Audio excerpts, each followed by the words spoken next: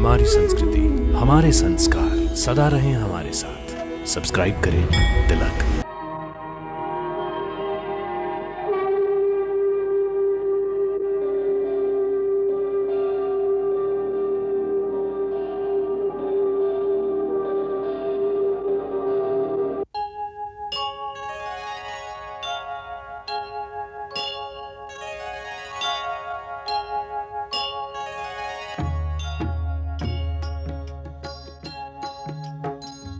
सीताराम चरित अति पावन, मधुर सरस अरु अति मन भावन।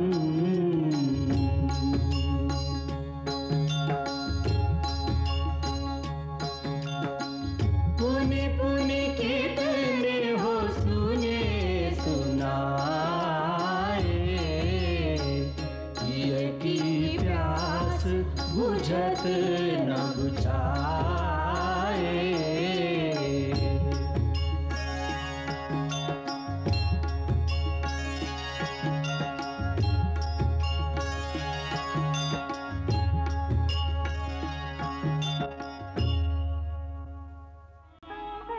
परंतु मी दुसरा विवाह करावा हा उपाय मला मंजूर नाहीये।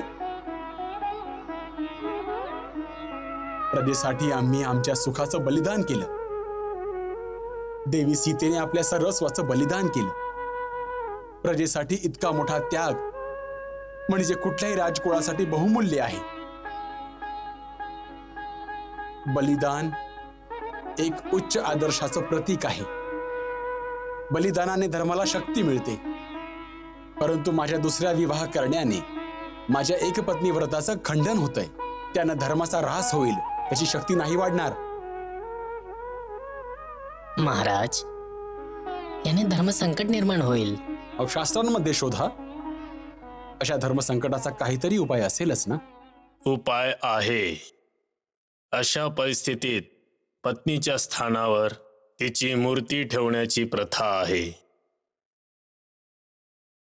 शास्त्र म्हणतात की अशा परिस्थितीत ब्राह्मण कुशाची, क्षत्रिय सोन्याची, वैश्य चांदीची आणि शूद्र तांब्याची मूर्ती बनवून शेजारी ठेवू शकतात। महाराज, मी तुमच्याशी सहमत आहे की तुमच्यासाठी कुणा दुसऱ्या व्यक्तीशी विवाह करणे धर्मविरोधी ठरेल। म्हणून मी विश्वकर्माकडे प्रार्थना करेन की त्यांनी देवी सीतेची सुवर्ण प्रतिमा तयार करावी।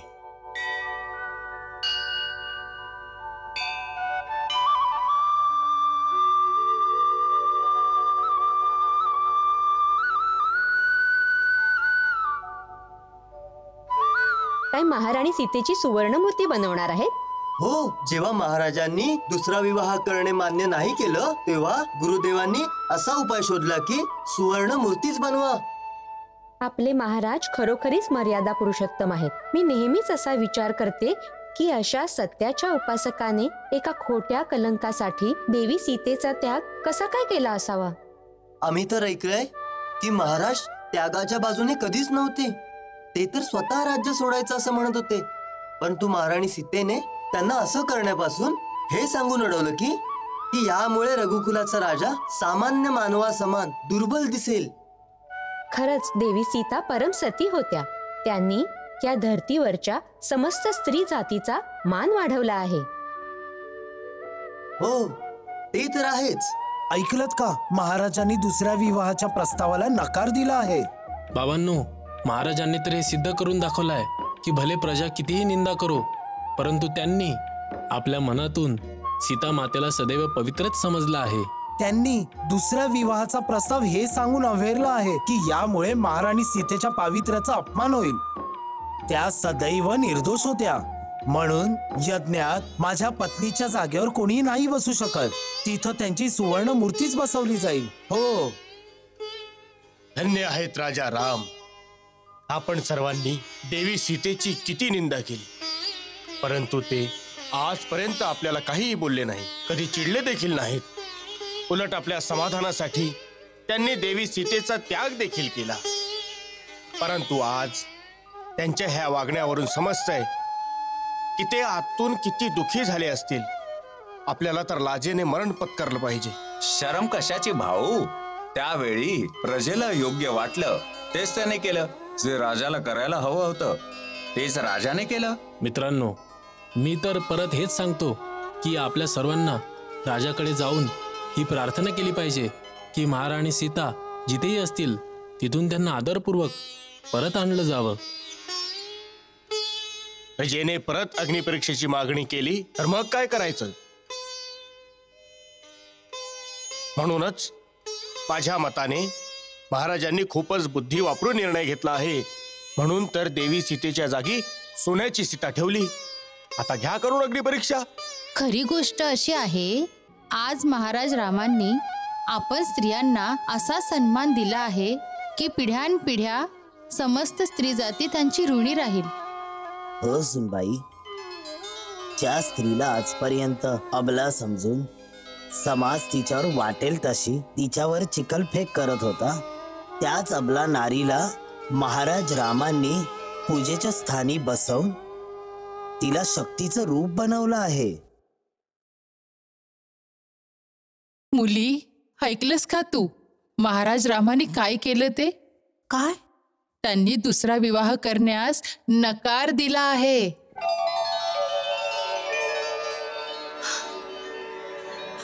हो का? हो. असं बोलतात की त्यांनी सांगितलंय की माझी सीता निर्दोष होती,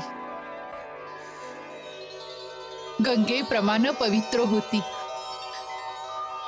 दुसरा विवाह करून मी तिचा अपमान नाही करणार. मग त्या यज्ञाचं काय होणार?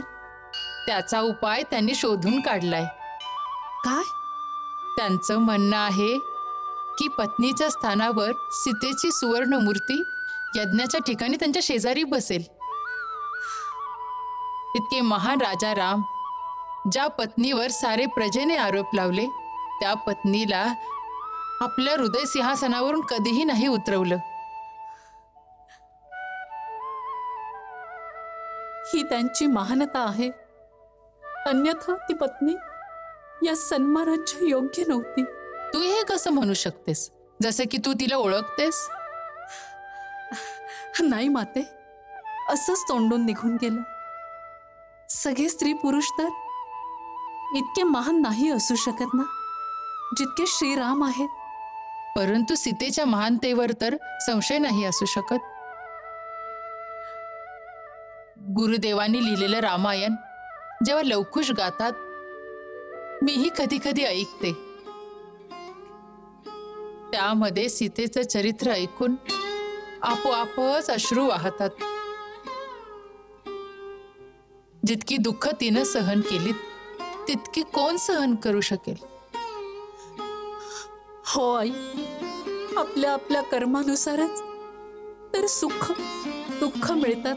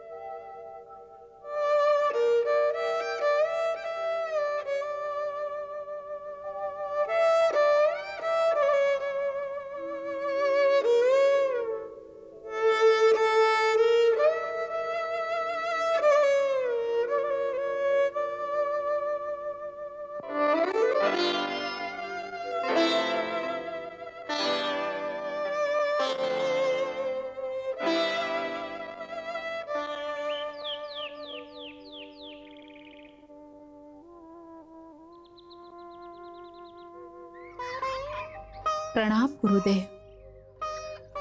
कल्याण वस्तू. बस मुली.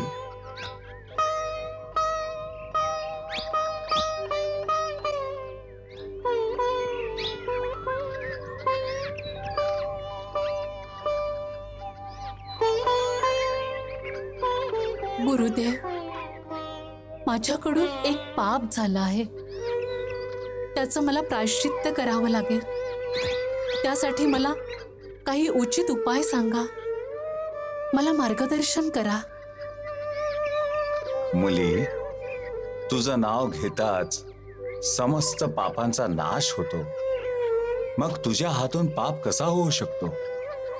काय पाप केलं आहेस तू? मी पतीवर खोटा संशय घेतला आहे.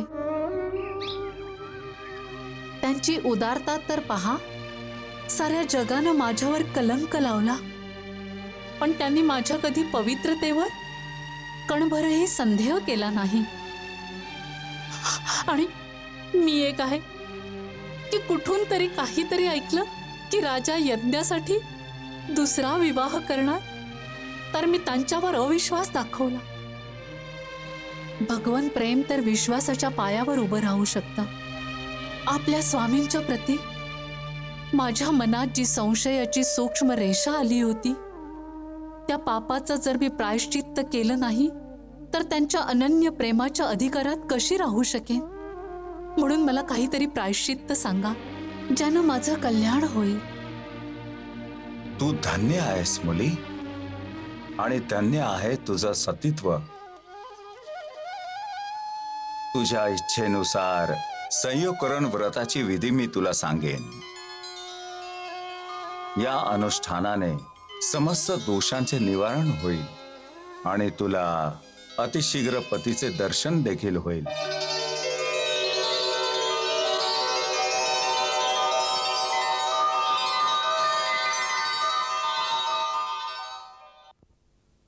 काशी नरेश महाराज प्रतार्दन आपल्या दर्शनासाठी येत आहेत.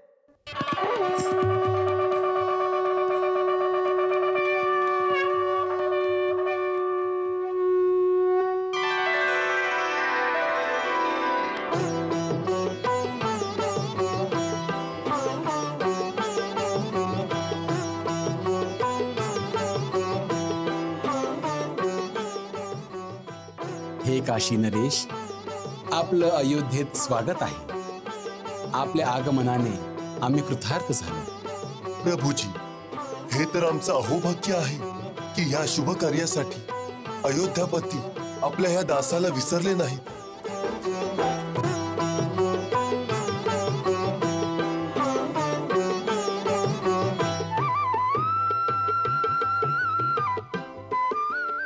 किष्किंधा नरेश, वानरराज महाराज सुग्रीव, वृक्षराज जांबुवंत, युवराज अंगद आणि पवनपुत्र महाबली वीर हनुमान यांच्या सहित येत आहेत हो.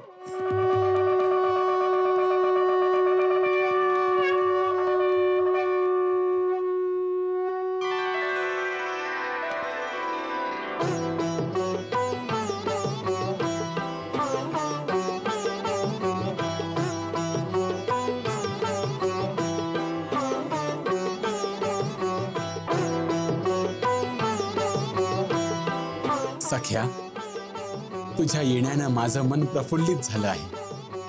माझे प्रभू, आपण तर माझं सारं जीवन सफल करून टाकलं आहे.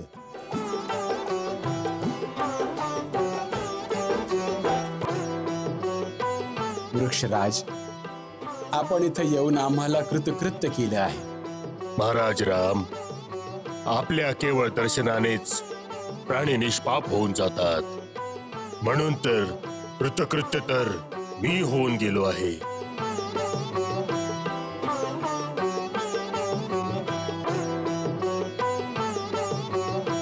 युवराज अंगद, तुला लक्ष्मणच्या सोबतीने यज्ञासाठी आलेल्या ऋषी मुनींच्या सेवेचा भार उचलावा लागेल. माझे अहोभाग्य की तुम्ही मला या योग्यतेचं समजलात. राक्षसराज कुलमणी, लंकाधिपती महाराज बिभीषण येत आहेत हो.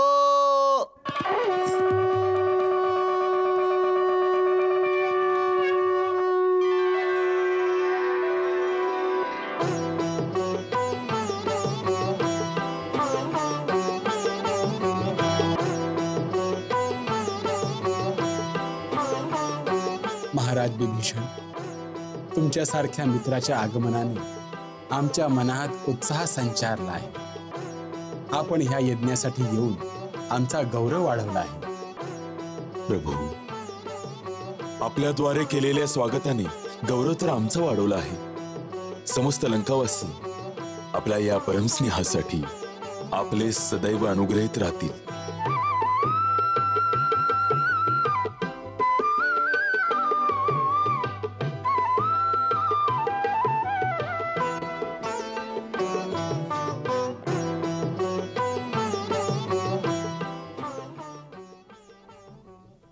महाराजांचे अनुज रघुकुलमणी वीर प्रतापी मधुरा नरेश राजा शत्रुघ्न येत आहेत हो.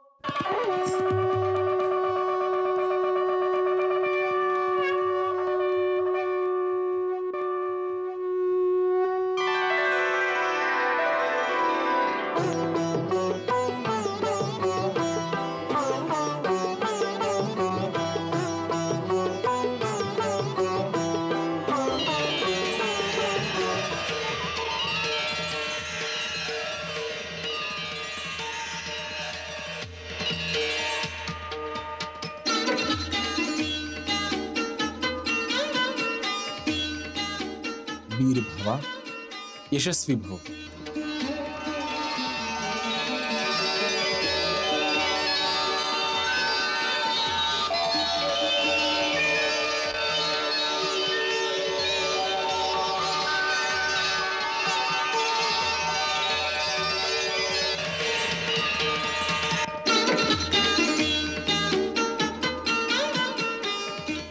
आयुष्यमान भव.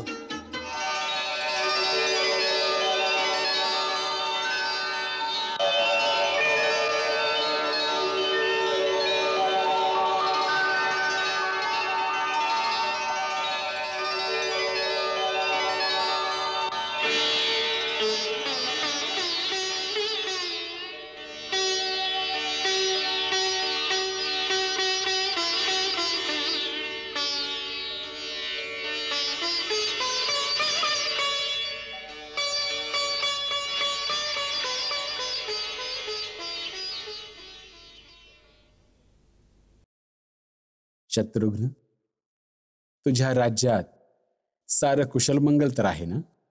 जे राज्य तुमच्या छत्रछायेत वाढत असेल तिथं तर अमंगल होऊच शकत नाही. आम्ही तुमच्या दोन्ही पुत्रांना भेटू इच्छितो. कुठं आहेत ते? ते दोघंही आपल्या आईसोबत राणी वशात गेले आहेत, मोठ्या आईचे चरणवंदन करण्यासाठी. आपणही तिथेच जाऊयात.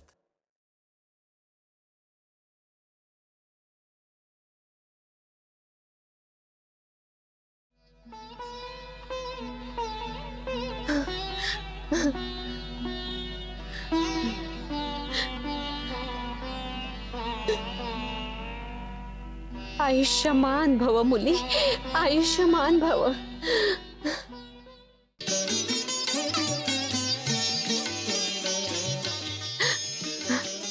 अरे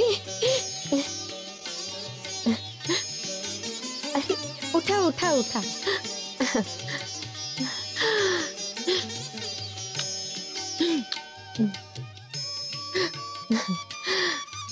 किती गुणी आहात तुम्ही. श्रुतकीर्ती, खूपच छान आहेत हे दोघं. माताजी, ही सारी तर आपली कृपा आहे. ताई, असं ऐकलंय की श्रुतकीर्ती आली आहे. श्रुतकीर्ती?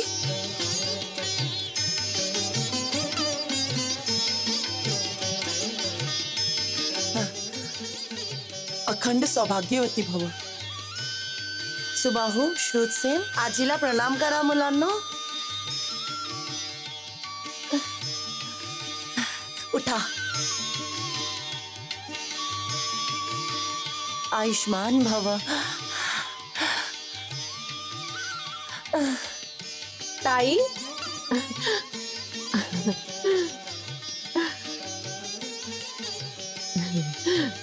सौभाग्यवती भव.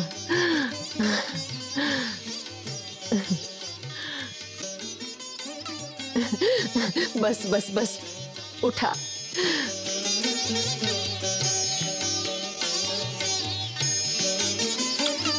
चिरंजीवी भव.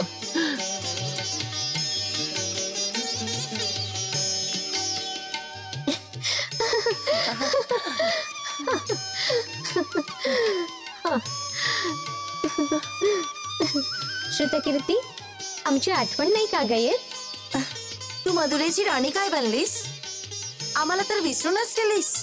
नाही ताई, मी तिथं जाऊन किती एकटी पडले आहे याचा तुम्हाला अंदाजही नसेल. अयोध्येला येण्याची किती इच्छा व्हायची, पण हे काय मला म्हणायचे की महाराजांचा आदेश नाहीये. आज्ञेशिवाय अयोध्येला नाही जाऊ शकत. खरं बोलते बिचारी.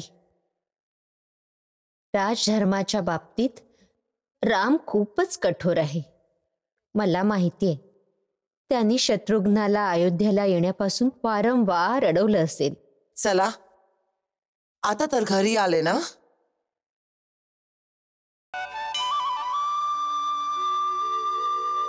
अरे, तुम्ही तिथे का उभे आहात? या, आपल्या भावांना भेटा. हे भाऊ कुठून आले आहेत? मधुरेवरून आले आहेत. सुबाहू आणि श्रुतसेन दोघे शत्रुघ्न काकांची मुलं आहेत. या, यांना भेटा.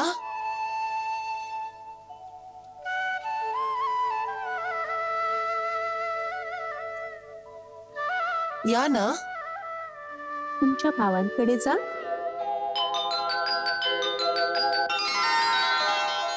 हे पहा, हे तक्ष आणि पुष्कल दोघही भरत काकांची मुलं आहेत. अंगद आणि चंद्रकेतू लक्ष्मण काकांची मुलं आहेत. आणि हे सुबाहू आणि श्रुतसेन दोघं शत्रुघ्न काकांची मुलं आहेत.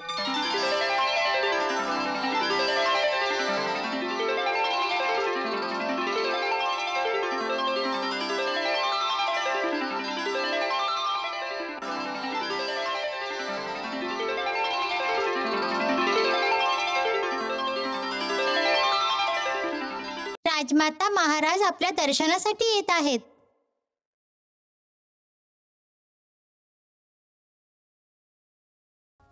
राजमाता महाराज आपल्या दर्शनासाठी येत आहेत.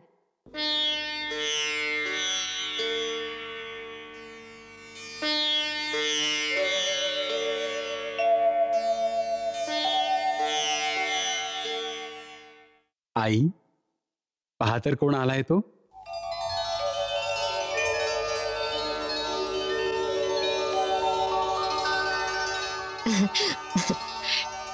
दीर्घायुष्य भव. 12 वर्षानंतर दिसतो आहेस. डोळे तरसले होते रे.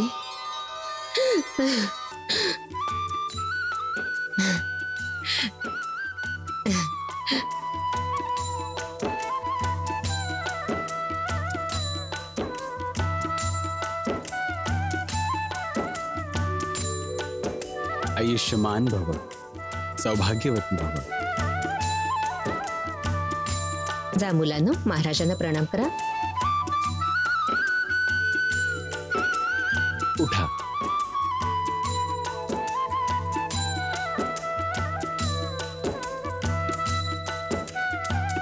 राम, ये, आसन ग्रहण कर. चला आई.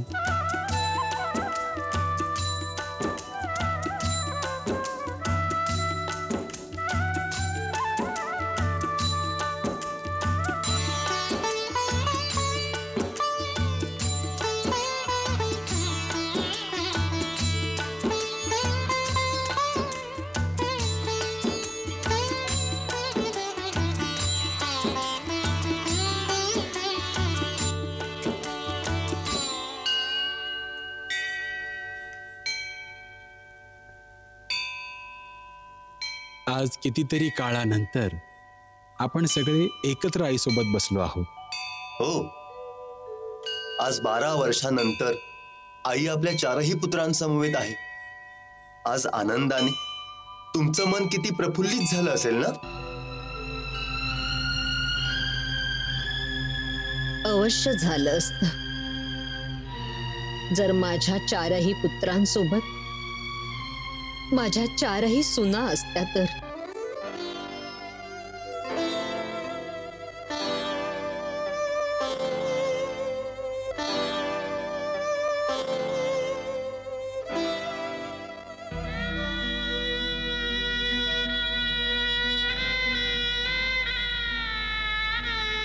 ज्या राजमहालात माझी सीता नाही, त्या राजमहालाचं सुख नाही वाटत.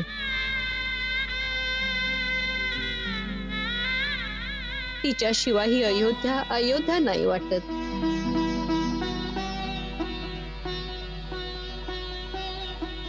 ज्या दिवशी मी तीर्थयात्रेहून परत आले आणि हे सारं काही ऐकलं,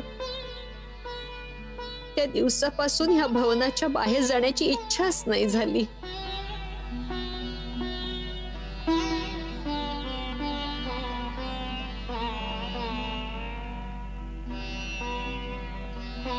मोठी आई, तुला दादाचा नाईलाज माहित आहे, तरीही या शब्दांनी त्याची जखम अजून मोठी करत आहेस. हे चांगलं नाहीये. मी कुणालाही जखम देत नाहीये मुला. माझी जखम दाखवते फक्त. माझी दुसऱ्या कुणाकडे तक्रार नाही. तक्रार आहे ती केवळ माझ्या विष्णू देवाकडे. मी तर इथे नव्हते, पण ते तर होते.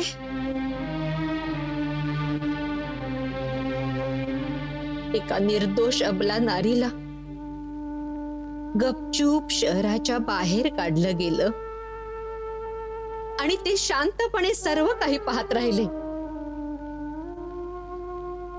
त्यांनी ठरवलं असतं तर त्यावेळी अयोध्येत प्रलयही आणू शकले असते. आई, असं म्हणतात की तू देव आहेस. कदाचित म्हणूनच तू इतका निष्ठुर आहेस. परंतु मी तर देव नाही, केवळ एक मानवच आहे, एक आई आहे. मला या सगळ्यांच्या हसण्यामध्ये तुझं हसू फिकं वाटतं.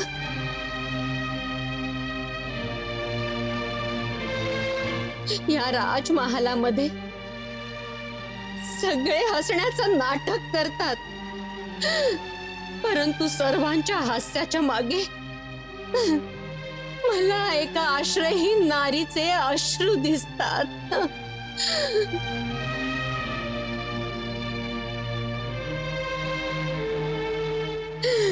या सुनांमध्ये तिचं स्थान रिक्त दिसतं.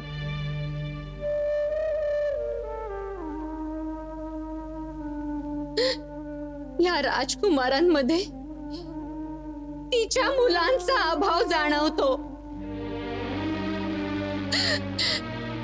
कोण जाणे ती कुठे असेल, कशी असेल.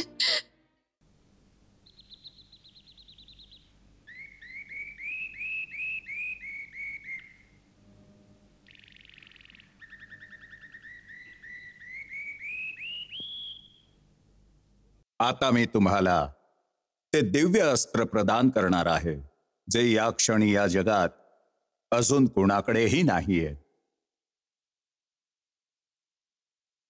ही सारी अस्त्र इच्छेनुसार रूप धारण करणारी, शक्तिमान आणि परमउदार आहेत. मंत्राद्वारे आवाहन केल्यावर ती बाणाच्या टोकावर स्थित होऊन शत्रूवर आक्रमण करतात. आणि या अस्त्रांद्वारे तुम्ही देवता, असुर, गंधर्व, नाग आदी समस्त जीवांवर विजय मिळवू शकता. या आधी की मी तुम्हाला याच्या आवाहन आणि विसर्जनाचे मंत्र प्रदान करणार, तुम्हाला प्रतिज्ञा घ्यावी लागेल.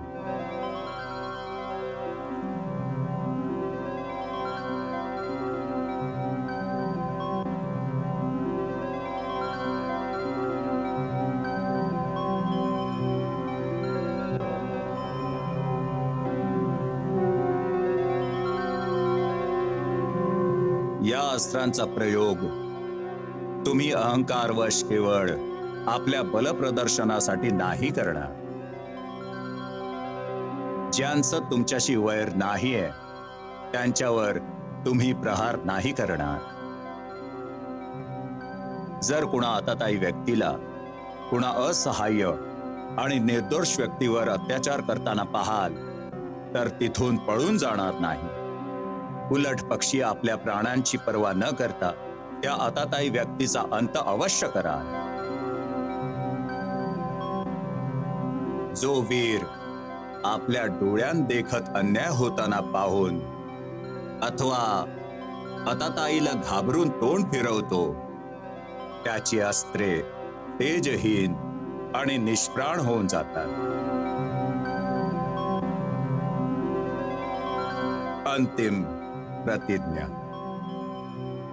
जो आपल्या समूहापासून वेगळा होऊन एकटा असहाय्य झाला असेल, ज्याच्या वंशात मागे पुढे कोणीही नसेल, म्हणजेच ज्याचा पिता नसेल आणि पुत्रही नसेल, वीर पुरुष अशा व्यक्तीचा वध नाही करत, कारण हे पाप आहे.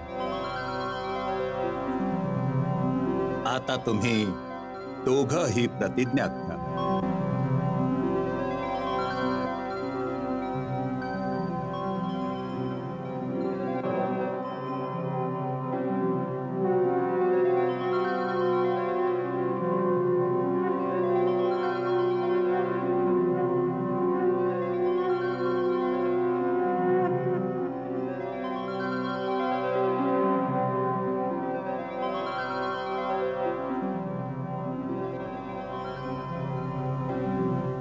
समस्त देवांनी आपापल्या दिव्य शक्ती, मंत्र आणि ज्ञानासहित मला माझे शिष्य लव आणि कुश साठी प्रदान कराव्यात. या समस्त शक्ती यांच्या अधीन राहतील आणि आवश्यकता पडल्यावर यांच्या मानसिक संकल्पानुसार प्रकट होऊन यांची सहायता करतील.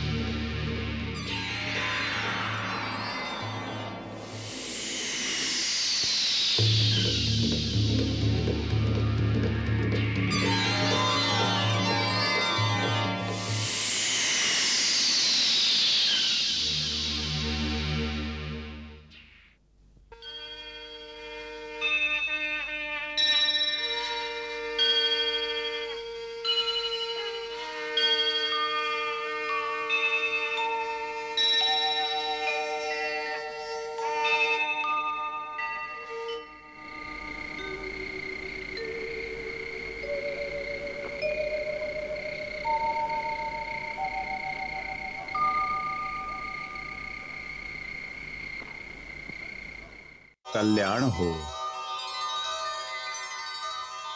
मुली, माझ्याकडे जे काही होतं ते मी आज तुझ्या मुलांना दिलं आहे. साऱ्या शक्ती, सारी अस्त्र, सगळ्या विद्या.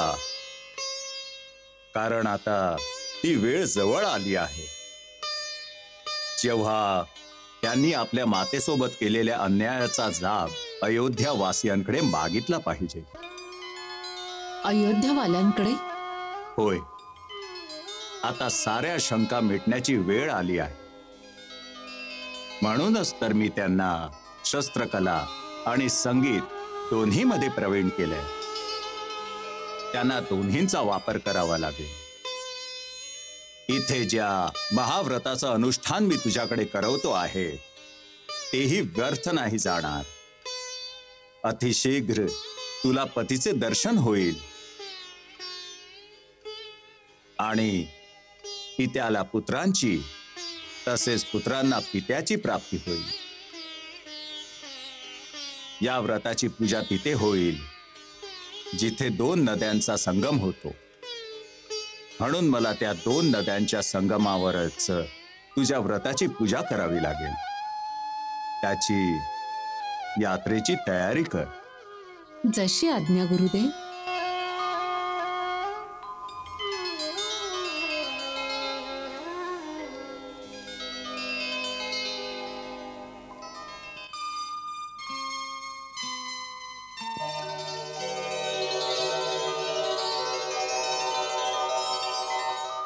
माताजी माताजी.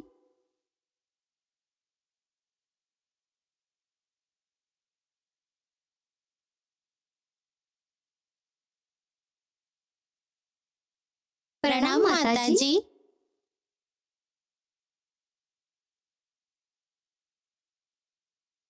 काय झालं आहे माताजी? आज आम्हाला गुरुदेवांनी अशी काही अस्त्र प्रदान केली की जगातला कोणी आता आमच्याशी टक्कर घेऊ शकणार नाही. असं? माताजी, आमची विद्या सफल हो आणि युद्धात आमच्यासाठी विजयकारक सिद्ध हो असा आशीर्वाद द्या आम्हाला.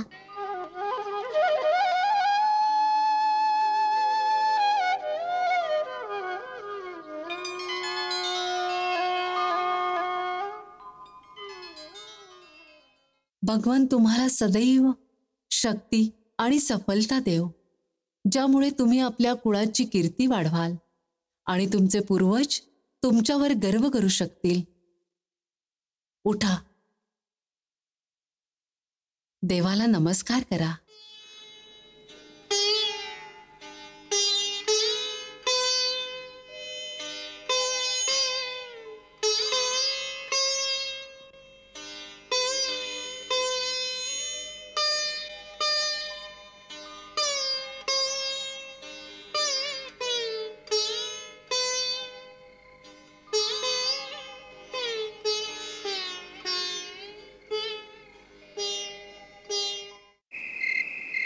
माताजी, गुरुदेवांनी सांगितलंय की ते तुला बरोबर घेऊन 2 नद्यांच्या संगमावर एक महापूजा करणार आहेत. त्यासाठी त्यांनी आम्हाला खूप सारी कमळाची फुलं आणायला सांगितली. हो, मी एका दीर्घ तपस्या व्रताचं अनुष्ठान धारण केलं आहे. त्यासाठी गुरुदेवांनी सांगितलंय त्यांना सहस्त्र फुलं हवी आहेत. आपण चिंता करू नका माताजी. दूर पर्यंत जिथं जिथं सरोवरांमध्ये कमळाची फुलं असतील, मी ती सारी गोळा करून आणत राहील. तुम्ही तुमची पूजा आरंभ करा. हे व्रत तुम्ही काही विशेष उद्देशाच्या सिद्धीसाठी करत आहात का?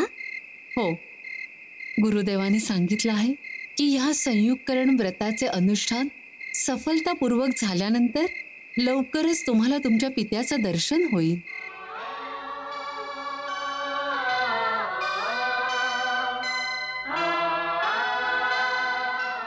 आमचे पिताश्री, त्यांचं दर्शन आम्हाला होईल. हो माताजी, आज प्रथमच तुम्ही तुमच्या तोंडून आमच्या पिताश्रींबद्दल बोलला आहात. ही गोष्ट आम्ही कितीतरी वेळा विचारू इच्छित होतो, पण नाही विचारलं. मी किती वेळा हटून बसलो होतो की तुम्हाला हा प्रश्न अवश्य विचारेन, परंतु कुशदादा असं सांगून थांबवत होता की माताजी स्वतःची गोष्ट बोलण्यास संकोच करतात. नक्कीच ती गोष्ट दुःखद असेल. दुसरी मुलं जेव्हा आम्हाला आमच्या वडिलांबद्दल विचारत असत की ते कोण आहेत, कुठं आहेत, तेव्हा आम्ही त्यांना काहीच उत्तर देऊ शकत नसो. तरीही तुम्हाला यासाठी नाही विचारलं की जर काही दुःखद गोष्ट असेल तर मग तुमचं मन दुखेल. माताजी, खरंच काही दुःखद गोष्ट आहे का? त्यांनी तुम्हाला दुःख दिलं आहे का? नाही रे बाळांनो, ते तर आपले पालनहार आहे, आपले स्वामी आहे. ते आपल्याला दुःख कसे देतील? मग काय बाब आहे? आज जर तुम्ही स्वतःच हा विषय काढला आहे तर कृपया सांगा ना की आमचे पिता कोण आहेत, कुठं आहेत? त्यांना आम्ही आजपर्यंत का नाही भेटलो? त्यांना भेटण्यासाठी तुम्हाला एवढी मोठी पूजा करावी लागली? म्हणजे ते कोणी देव आहेत का? स्त्रीसाठी तिचा पती तर नेहमी देवांचाही देव असतो. देवांचाही देव म्हणजेच भगवंत? हो. परंतु माताजी, मला माहीत आहे की तुम्हा दोघांच्याही मनात बरेचसे प्रश्न येत असतील. त्या समस्त प्रश्नांचं समाधान फक्त गुरुदेवच करतील. ते म्हणतात लवकरच तुम्हाला या साऱ्या गोष्टींचं उत्तर मिळून जाईल. सध्या तर मला इतक्या सहस्त्र फुलांना गोळ्या करण्याचाच प्रश्न पडलाय. त्याची चिंता तुम्ही नका करू. त्याची जबाबदारी मी घेतो. माझ्या पूजेत एकाही दिवशी विघ्न नाही आलं पाहिजे. माताजी, दररोज सूर्य उगवो वा न उगवो, परंतु तुम्हाला तुमची कमळाची फुलं दररोज निश्चितच मिळत राहतील. हे तुमचा पुत्र कुशचं वचन आहे.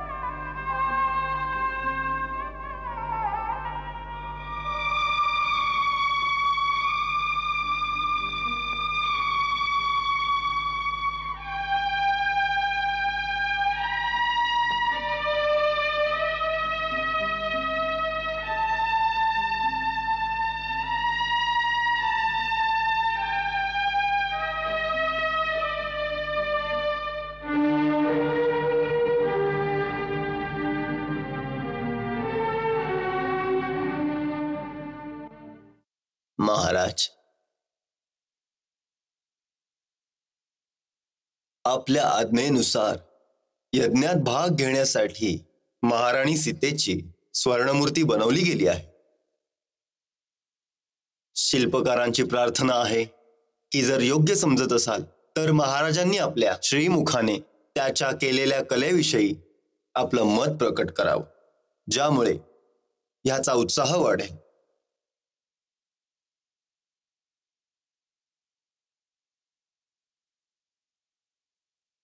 अतिसुंदर. शिल्पकाराने अतिसजीव मूर्तीची निर्मिती केली आहे.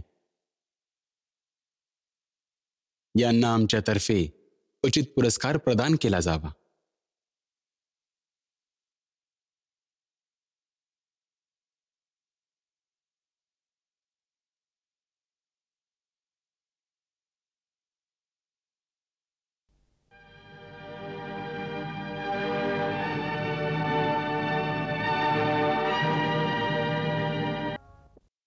नीट करा. ते त्यान तिकडे घेऊन जा. याला आणखी वर. बस. हो बस, ठीक आहे एवढं. लक्ष्मण. होय गुरुदेव. उद्या सकाळी यज्ञाचा शुभारंभ होईल, म्हणून पूजेच्या घोड्याच्या रक्षणासाठी आजपासून सैनिक घोडशाळेत पहारा देतील. होय. अतिथींचे आगमन सुरू झाले आहे. शिबिराच्या उत्तर दिशेला देशोदेशीहून आलेल्या राजा आणि त्यांच्या कर्मचाऱ्यांच्या निवासाचा प्रबंध केला जावा. शिबिराच्या पूर्व दिशेला महाराज रामाच्या सोबत अयोध्या आणि मिथिलेचा राजपरिवार निवास करेल. होय. तिथंच एका सत्संग भवनाची व्यवस्था केली जावी. तिथं दररोज यज्ञाच्या नंतर संध्याकाळी महाराज रामांच्या दरबारात समस्त राजागण आणि अतिथी कथावार्ता आणि सत्संगाचा लाभ घेतील. पश्चिमेकडे समस्त ऋषीमुनींसाठी त्यांचा निवास, त्यांचं भोजन, त्यांची नित्यकर्म आणि पूजा पाठासाठी साऱ्या साधनांची व्यवस्था केली जावी. जशी आज्ञा गुरुदेव.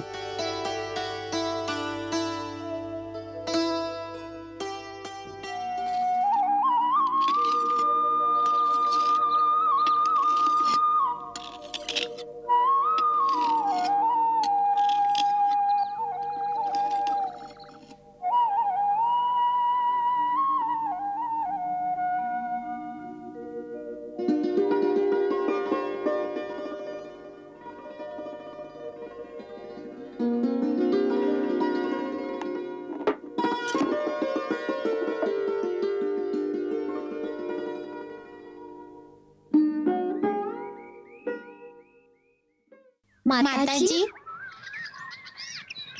तुमच्या या व्रताचं अनुष्ठान किती वेळात पूर्ण होईल? तपस्या काही वेळेच्या बंधनात बांधून नाही केली जात. भक्ताला कसं माहीत पडेल की देव किती लवकर किंवा किती उशिरा त्याला प्रसन्न होऊन त्याला दर्शन देईल? भक्ताचा धर्म आहे भक्ती करत राहणं आणि देवांचं काम आहे आपल्या भक्तांची लाज राखणं.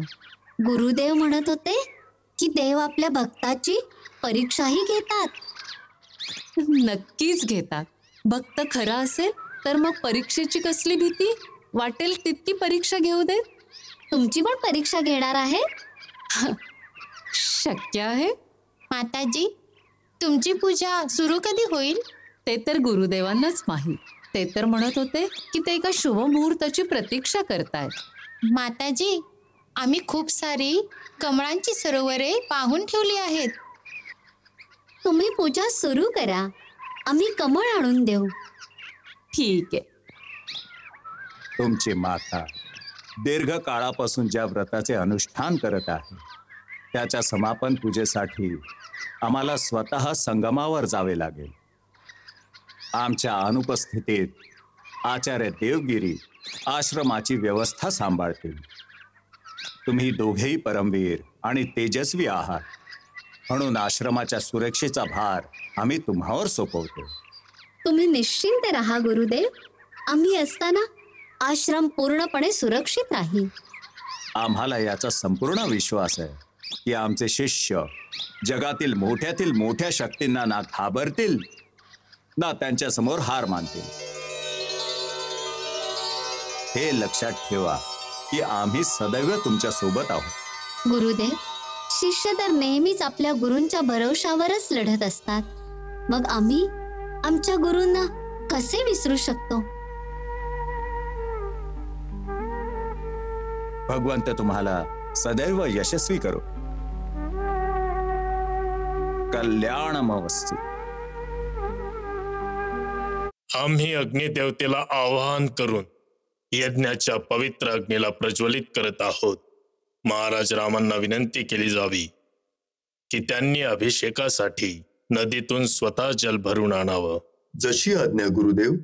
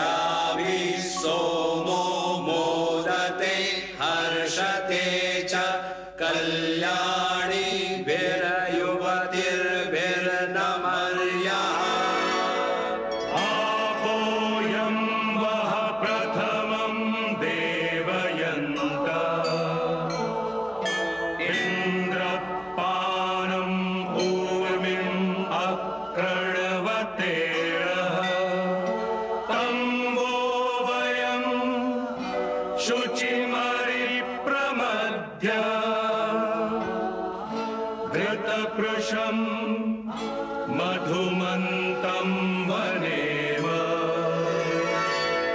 यस्मिन्निन्द्रो वसुभिर्मादयाते तमशाम देवयन्तो वो अद्य शतपवित्राः स्वधया वदन्ति देवीर्देवानामपि यन्ति पाठः।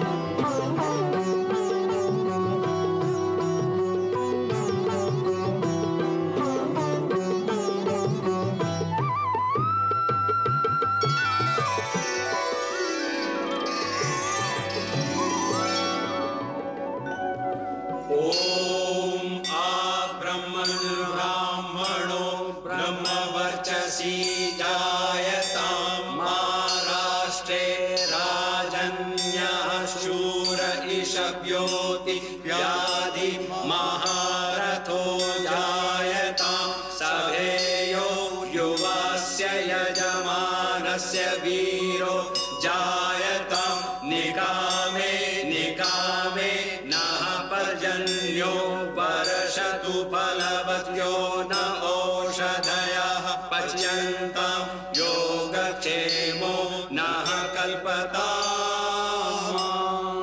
मधुवातारतायते मधुक्षरन्ति सिन्धवाः माध्वीर्णः सन्तोषधिः मधुनक्तमतोषसो मधुमत्पार्थिवग्वंरजः मधुद्यौरस्तु नः पिता मधुमान्नो वनस्पतिः मधुमास्तु सूर्यः माध्वीर्गावो भवन्तु नः।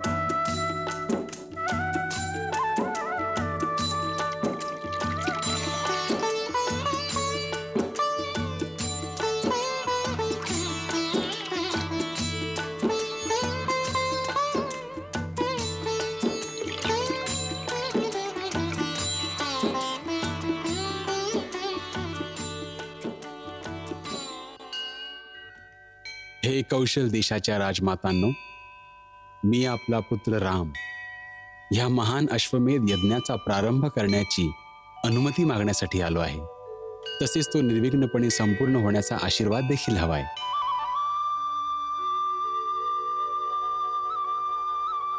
तुझा हा महान संकल्प सफल हो. ह्यामुळे रघुकुलाची कीर्ती आणि यश चारही दिशांना सुगंधाप्रमाणे पसरू. राम, तू जे करायला निघाला आहेस ते पाहू. स्वर्गातून तुझे स्वर्गवासी पिता आणि इक्ष्वाकू वंशाचे समस्त पूर्वज तुझ्यावर गर्व करत असतील.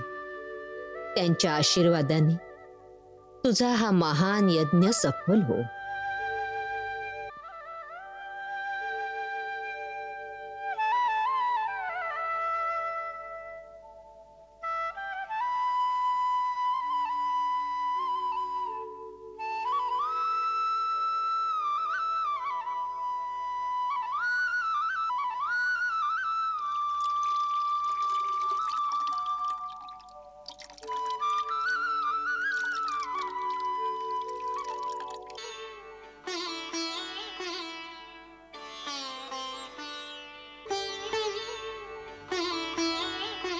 हे धर्मपिता, मी महाराज दशरथांचा पुत्र राम अश्वमेध यज्ञाचा प्रारंभ करण्याची आज्ञा मागत आहे. यावेळी दोन्ही कुळांमध्ये आपणच सर्वात ज्येष्ठ आहात, म्हणून आपल्याला वडिलांच्या स्थानी मानून मी आपल्याकडे यज्ञाच्या सफलतेसाठी आशीर्वाद मागतो.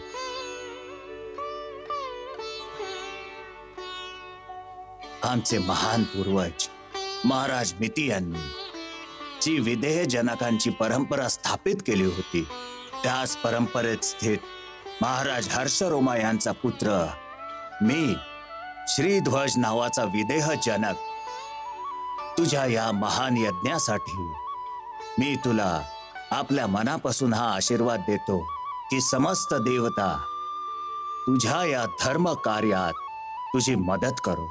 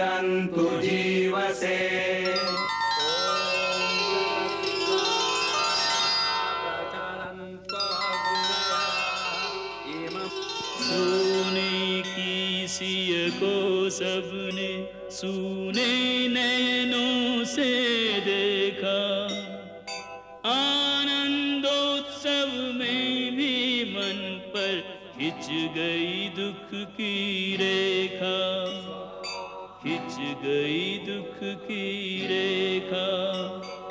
वैदेही की कमी आज सबके मन को खलती है, यज्ञ हो रहा वेदी पर, हृदयों में अग्नि जलती है, हृदयों में अग्नि जलती है। स्वाहा ओम भूः स्वाहा ओम भुवः स्वाहा ओम सुवः स्वाहा ओम भूर्भुवः सुवः स्वाहा।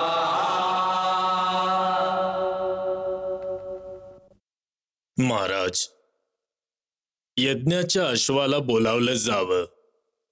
लक्ष्मण, जशी आज्ञा।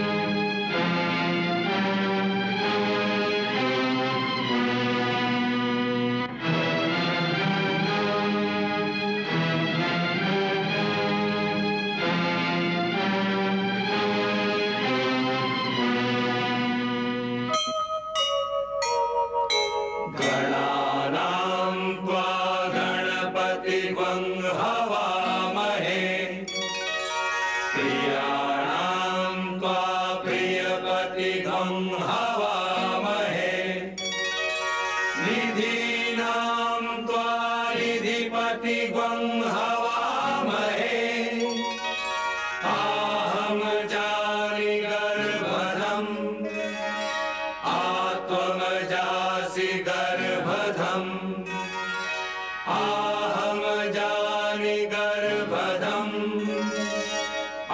त्वम जासि गर्भधम्। हे यज्ञाच्या महान अश्वा, तू चारही दिशांना रघुकुलाचं यश पसरव आणि दिग्विजय प्राप्त कर. शत्रुघ्न,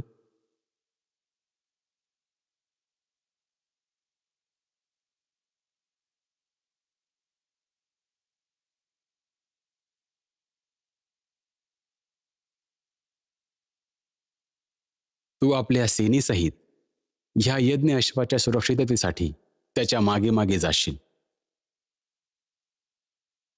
हा पुण्यात्मा अश्व स्वेच्छेने जिथे कुठेही जाईल तिकडे त्याला जाऊ दे. मार्गात ह्याच्या मस्तकावर दिलेलं आव्हान वाचून जर कोणी ह्याला अडवण्याचा प्रयत्न केला तर तुला त्याच्याशी युद्ध करून ह्या अश्वाला स्वतंत्र करावं लागेल. हे पहा, आपल्या रघुकुलात हरण्याची रीत नाहीये, म्हणून माझ्या समोर विजयी होऊनच परत ये. तुझ्या परतण्यापर्यंत ही यज्ञपूजा नित्य नियमाने सुरू राहील आणि ह्या दिग्विजयी अश्वाच्या परतण्यानंतरच ह्या यज्ञाची पूर्णाहुती होईल. सूर्यवंशाची कीर्ती पताका आता तुझ्या हातात आहे, तिला झुकू देऊ नकोस.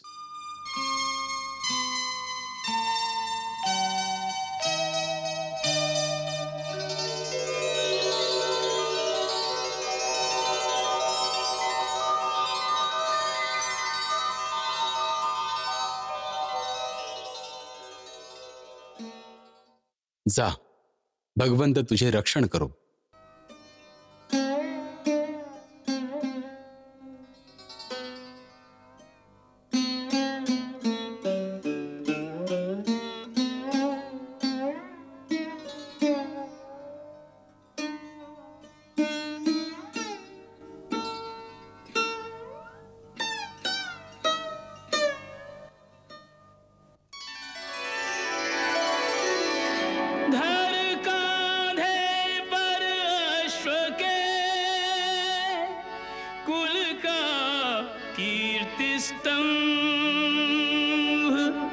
अश्वमेध का राम ने किया यज्ञ प्रारंभ।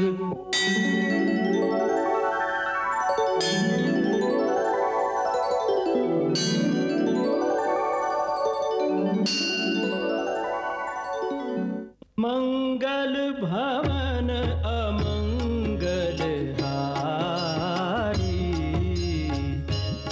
हो सुदशरथ अजिर बिहारी।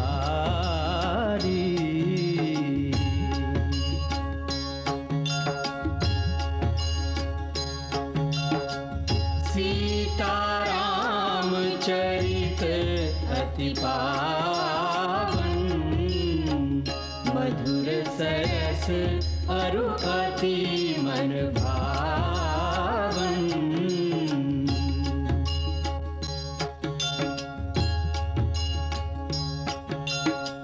पुनि पुनि कितने हो सुने सुनाए, हिय की प्यास बुझत न बुझाए।